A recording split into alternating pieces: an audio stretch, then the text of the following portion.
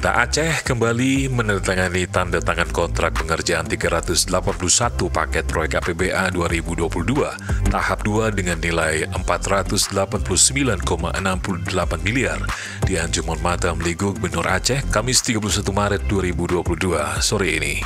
Sebelum itu, pada tanggal 11 Maret lalu, paket tahap 1 yaitu sebanyak 714 paket dengan nilai 1 triliun lebih juga telah ditandatangani. Ketua Percepatan dan juga Pengendalian Kegiatan Anggaran Pendapatan dan juga Belanja Aceh P2K APBAT Ahmad Dade mengatakan dengan penandatanganan kontrak tahap 2 tersebut sampai akhir Maret ini sebanyak 1095 paket telah selesai diteken. Gubernur Aceh Insinyur Nova Iriansyah MT dalam sambutan yang dibacakan oleh Sekda Aceh Dr. Taqwallah MKes menyampaikan selamat kepada seluruh pihak, utamanya rekanan yang telah menjadi bagian dari pelaksana pembangunan di pemerintah Aceh melalui sumber dana APBA tahun 2022.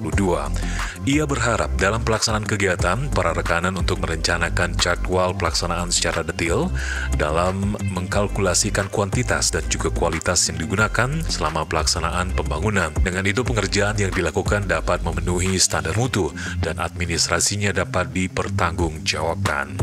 Sekda juga berpesan agar para rekanan mengoptimalkan pemanfaatan sumber daya dan juga produk lokal serta produk dalam negeri selama proses pelaksanaan pembangunan.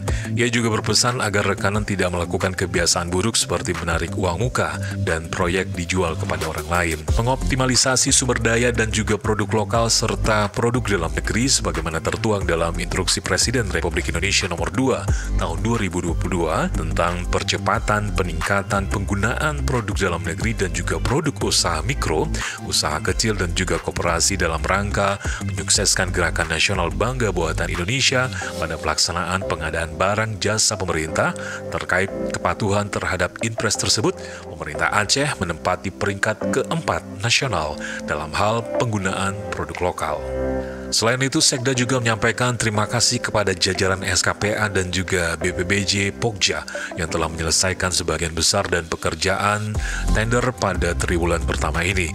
Sekda juga meminta agar mereka terus meningkatkan dan juga mempertahankan stamina kerja supaya seluruh tahapan pengadaan barang jasa ini tuntas sesuai dengan target.